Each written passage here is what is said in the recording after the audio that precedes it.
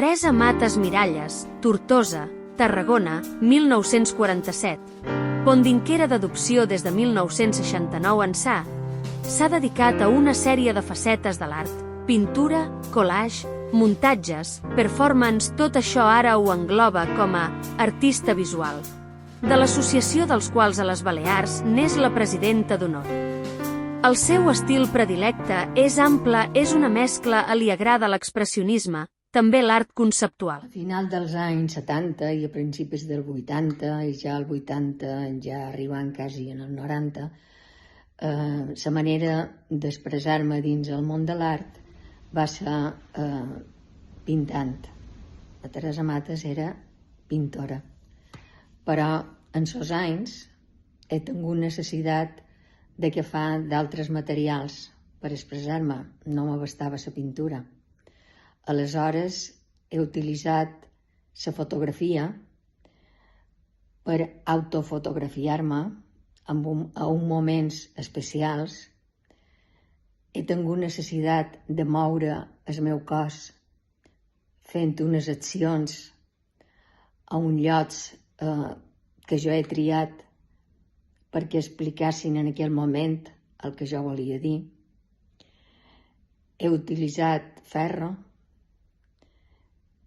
he utilitzat molta roba, cosint, i tot aquest material he fet instal·lacions. He instal·lat a un espai concret tots aquests materials que jo he anat empleant al llarg dels anys, creant en aquests espais una història. Aleshores, tot molt visual, molt de mirar, molt d'escoltar, molt de sentir. I he entrat d'aquesta manera a les arts visuals, encara que la pintura també entra dins les arts visuals, però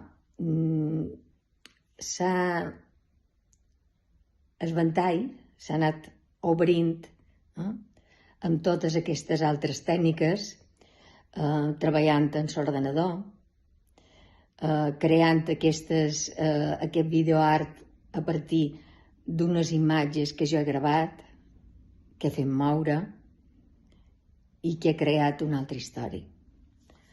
Aleshores, tota aquesta obra meva la podem anomenar ja arts visuals. Na Teresa Matas és artista visual.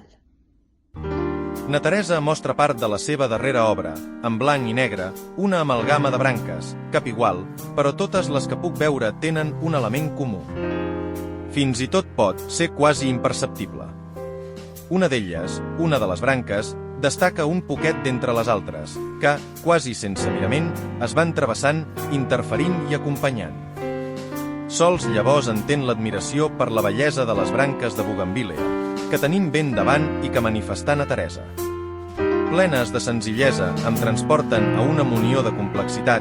És talment la vida, talment el viure. Caramull d'experiències, de circumstàncies, de capítols diferents, esperats i inesperats. Ho veig clar, però em costa d'explicar. Em resulta tota una. Incògnita perquè la falta de color. Per què en blanc i negre? Primer sol record que no és una qüestió que el color no agradi, no interessi.